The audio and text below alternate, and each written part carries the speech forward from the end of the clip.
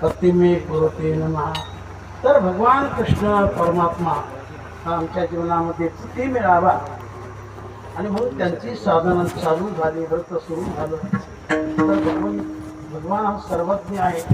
भगवंताने जाणलं आपल्या प्राप्तीसाठी हे व्रत चाललेलं आहे. पण हे व्रत चुकीचं होत आहे. कारण तीर्थामध्ये जर विवस्त्र होऊन स्नान केलं, अर्थात नग्न होऊन स्नान केलं, तर त्याचं पुण्य लागत नाही, त्याचं फल मिळत नाही. आणि म्हणून भगवंताने एके दिवशी तिथं अकस्मात जाऊन तिथं त्यांचे वस्त्र हरण केले.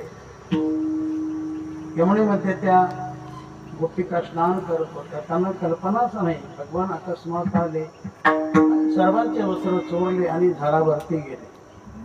स्नान संपल्यानंतर वरती दृष्टी गेली, कपडे दिसेना, चाहूल लागली भगवंताची. झाडावरती भगवान. शेवटी त्यांनी तिथूनच विनंती केली पाण्यात राहून, हमारी चिर दे बनवारी, हमारी चिर दे बनवारी, हमारी चिर दे बनवारी, तुम्हारी चीर तब नहीं दूंगा, तुम्हारी चीर तब नहीं दूंगा,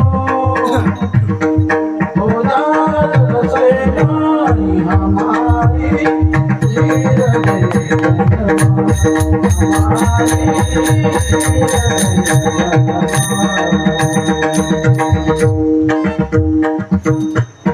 हो जा जल सेनानी, तरच मी तुमची वस्त्र तुम्हाला देणार.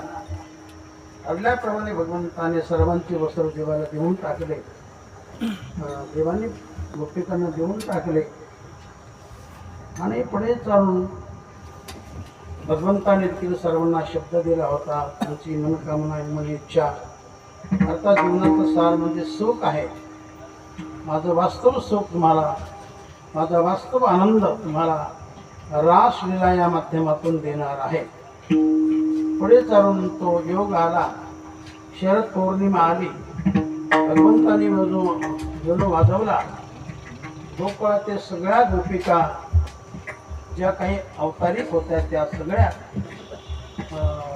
भगवंताने जे स्थान निवड केलं त्या स्थानी आल्या.